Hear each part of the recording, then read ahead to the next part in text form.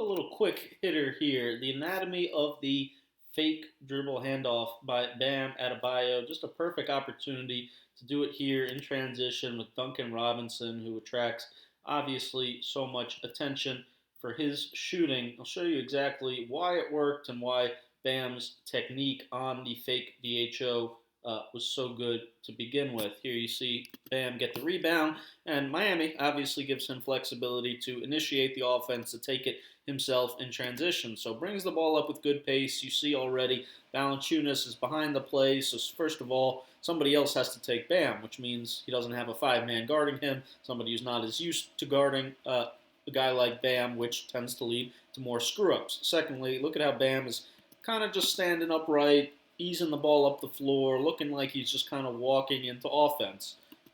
You see how he, again, is just sort of walking into it, motioning Duncan Robinson, come on, I'm going to give you a handoff. Again, he's standing straight up, and then right as they kind of come together for the handoff, that's when now he attacks this gap. He puts the ball down. He's going strong and fast and staying low and changing his pace because, again, Dillon Brooks, Grayson Allen, both worried about Duncan Robinson coming off. Perfect time to do exactly what he does here. Fake the handoff, keep it, push it out in front, get the contact, but gather the ball so that it counts as an and one. See it one more time.